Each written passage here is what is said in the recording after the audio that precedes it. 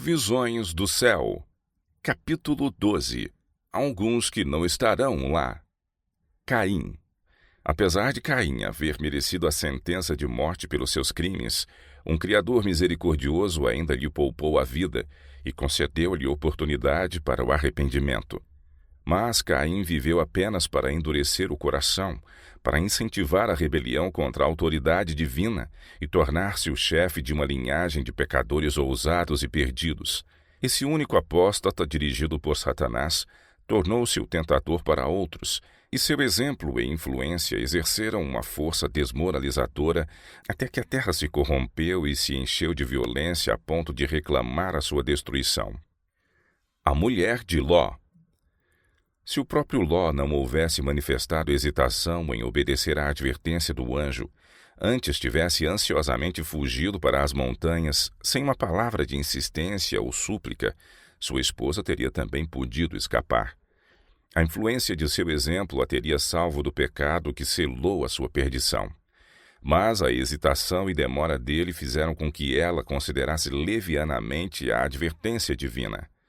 Ao mesmo tempo em que seu corpo estava sobre a planície, o coração apegava-se a Sodoma, e ela pereceu com Sodoma. Rebelara-se contra Deus porque seus juízos envolviam na ruína as posses e os filhos, posto que tão grandemente favorecida ao ser chamada da ímpia cidade, entendeu que era tratada severamente, porque a riqueza que tinha levado anos para acumular devia ser deixada para a destruição. Em vez de aceitar com gratidão o livramento, presunçosamente olhou para trás, desejando a vida daqueles que haviam rejeitado a advertência divina. Seu pecado mostrou ser ela indigna da vida, por cuja preservação tão pouca gratidão sentira. O rei Saul. Saul sabia que nessa última ação, de consultar a médium de Endor, estava rompendo o único fio que ainda o ligava a Deus. O que não conseguira antes com toda a sua obstinação era agora final e definitivo. Esse ato selou a sua separação de Deus e chegou a fazer um concerto com a morte, um acordo com o inferno. O cálice da sua iniquidade transbordou. Judas. Deus determinou meios para que, se nós os usarmos diligentemente e com oração, nenhuma nau sofra naufrágio, mas subsista a tempestade e a tormenta e ancore num céu de bem-aventuranças afinal. Mas se desprezarmos e negligenciarmos esses decretos e privilégios, Deus não realizará um milagre para salvar a qualquer um de nós, e estaremos perdidos como Judas e Satanás. Herodes, Herodias, Pilatos e outras pessoas. E agora, perante a multidão agitada, revelam-se as cenas finais. O paciente sofredor trilhando o caminho do Calvário, o príncipe do céu suspenso na cruz, os altivos sacerdotes e a plebe zombeteira a escarnecer de sua agonia mortal, as trevas sobrenaturais, a terra a palpitar, as pedras despedaçadas, as sepulturas abertas, assinalando o momento em que o Redentor do mundo rendeu a vida. O terrível espetáculo aparece exatamente como foi. Satanás, seus anjos e súditos não têm poder para se desviarem do quadro que é a sua própria obra. Cada ator relembra a parte que desempenhou. Herodes matando as inocentes crianças de Belém, a fim de que pudesse destruir o rei de Israel. A vil Herodias, sobre cuja alma criminosa repousa o sangue de João Batista. O fraco Pilatos, subserviente às circunstâncias. Os soldados zombadores, os sacerdotes e príncipes, e a multidão furiosa que clamou, o seu sangue caia sobre nós e sobre nossos filhos. Todos contemplam a enormidade de seu crime. Em vão procuram ocultar-se da majestade divina de seu rosto, mais resplandecente que o sol, enquanto os remidos lançam suas coroas aos pés do Salvador, exclamando: Ele morreu por mim.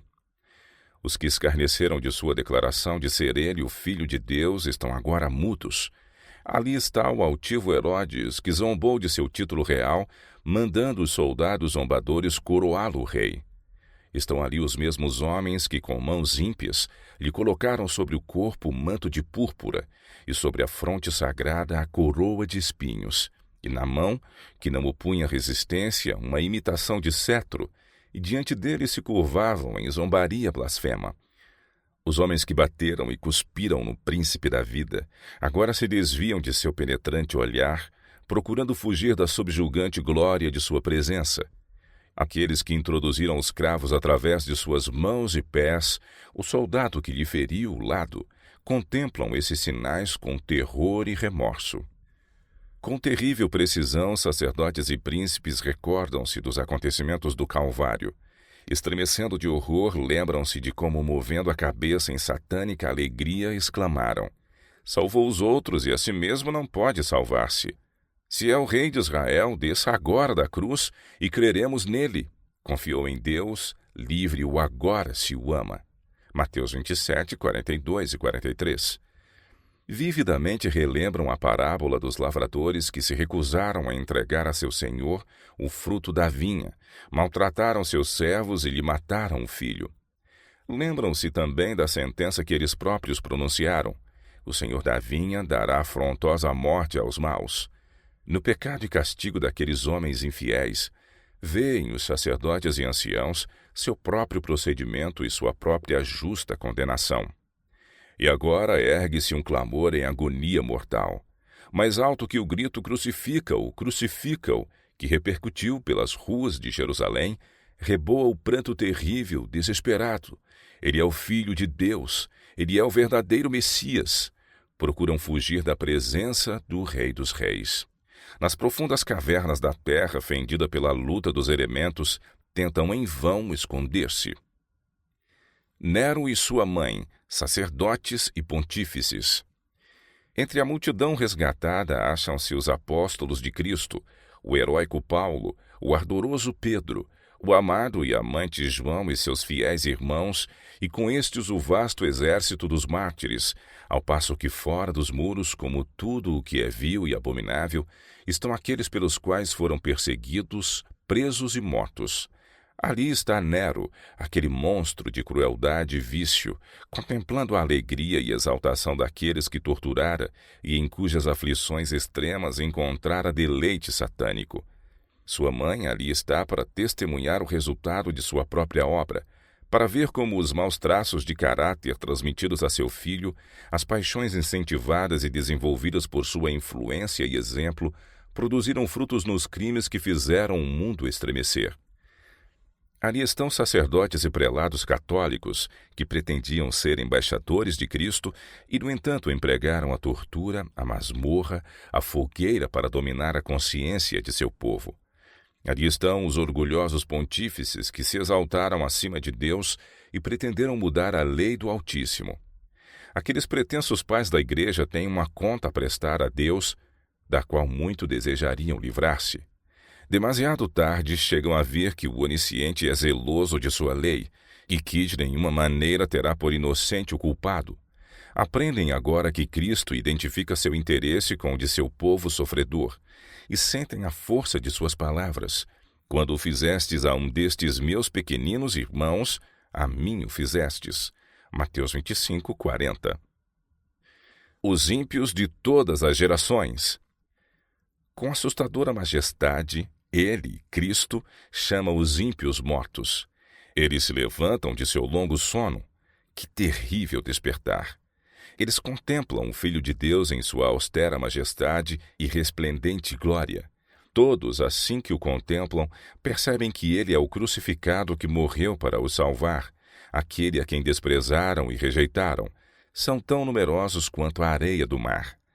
Na primeira ressurreição, todos saíram radiantes de imortalidade, mas na segunda, o que se destaca em todos são as visíveis marcas da culpa.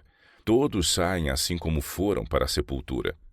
Os antediluvianos saem com sua estatura de gigantes, mais do que o dobro da altura dos homens que agora vivem sobre a terra e com um corpo bem proporcional. As gerações que vieram após o dilúvio diminuíram de estatura. Houve um contínuo decréscimo através de sucessivas gerações. O contraste entre os primeiros ímpios e os últimos é enorme. Os primeiros eram imponentes, de porte atlético, elegantes, enquanto que os da geração final são raquíticos, fracos e deformados.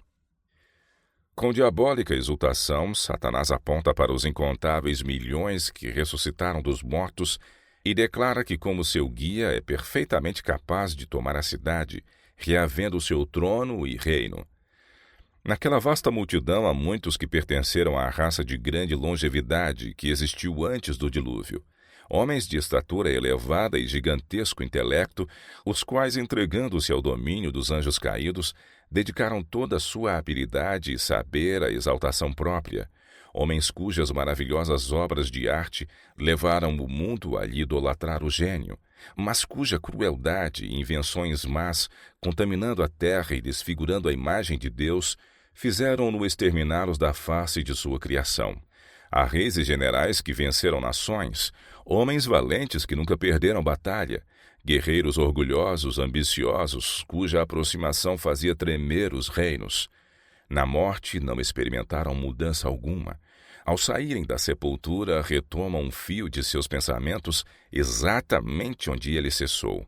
São movidos pelo mesmo desejo de vencer que os governava quando tombaram.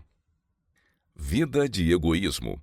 Ninguém suponha que possa viver vida de egoísmo e então, tendo servido aos próprios interesses, entrar no gozo do Senhor.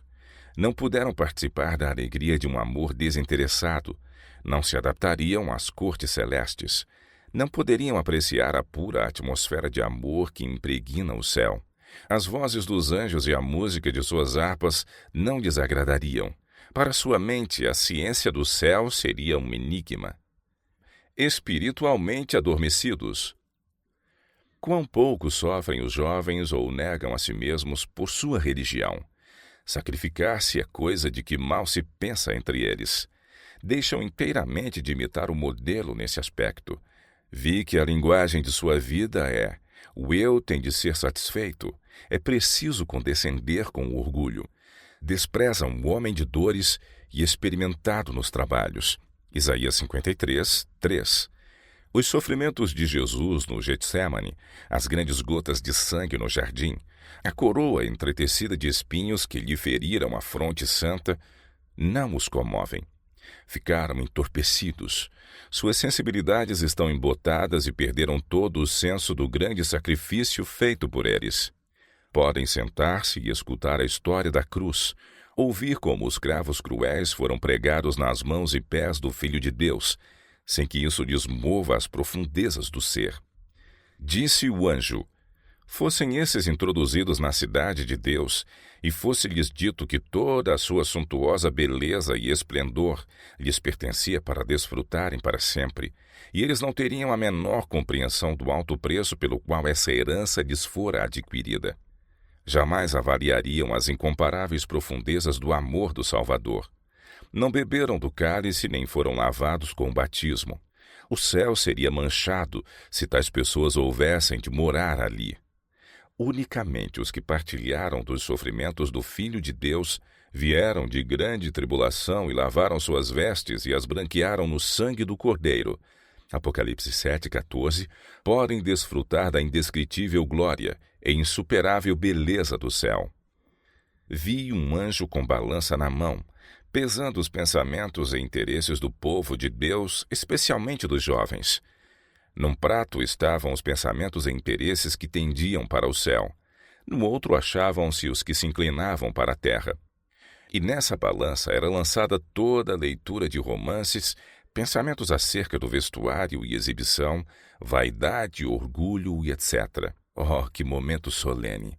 Os anjos de Deus em pé com balanças pesando os pensamentos de seus professos filhos, aqueles que pretendem estar mortos para o mundo e vivos para Deus. O prato cheio dos pensamentos da terra, vaidade e orgulho, desceu rapidamente e, não obstante peso após peso, rolou do prato. O que continha os pensamentos e interesses que se voltavam para o céu subiu ligeiro, enquanto o outro descia, e quão leve estava ele! Posso relatar isso pelo que vi, mas nunca poderei dar a impressão solene e vívida gravada em minha mente ao ver o anjo com a balança pesando os pensamentos e interesse do povo de Deus. Disse o anjo: podem esses entrar no céu? Não, não, nunca. Diga-lhes que a esperança que agora possuem é vã, e a menos que se arrependam depressa e obtenham a salvação, hão de perecer. Os que condescendem com o pecado. Devido ao pecado, Satanás foi expulso